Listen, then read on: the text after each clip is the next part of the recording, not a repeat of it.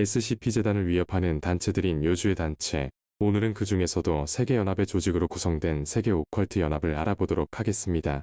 세계 오컬트 연합 소개. 세계 오컬트 연합은 국제기구 유엔에 알려지지 않은 산하 조직입니다. 더 글로벌 오컬트 코얼리션의 약자로 GOC라고 줄여 부르고 있습니다. 비밀단체로 활동하는 SCP-재단과는 달리 공식적인 세계기관이긴 하지만 SCP-재단과 마찬가지로 일반 사람들에게 알려져 있지 않고 있습니다. 세계 오컬트 연합과 SCP-재단의 공통점. 세계 오컬트 연합과 SCP-재단은 세계 평화의 수호라는 목적을 공유하고 있습니다. 두 집단 모두 선한 의도에서 만들어진 단체이며 이들이 추구하는 것이 같다는 점이 있어 변칙 존재가 세계의 위협적인 상황을 만들어낼 때에 한해 협동으로 임무를 수행하기도 합니다. 세계 오컬트 연합과 SCP-재단의 차이점. 하지만 두 단체는 근본적으로 다르게 존재하고 있으며 두 단체의 가장 큰 차이는 세계 평화의 수호를 이루어내는 방식이 다르다는 것인데요. 세계 오컬트 연합은 변칙 존재를 파괴하는 것을 우선시하고 있지만 SCP-재단은 그것을 격리하는 것에 더 우선순위를 두고 있습니다. 이 개체를 부르는 단어에서 두 단체의 다른 성격을 잘 나타내고 있는데요.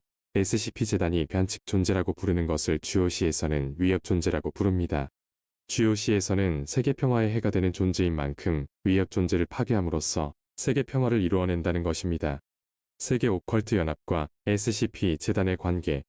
현 세계관에서 SCP-재단의 힘은 가장 막강합니다. 아무리 GOC가 국제기구에 속한 조직이더라도 변칙적인 존재를 관리하는 부분에 있어서는 SCP-재단이 훨씬 크다고 합니다.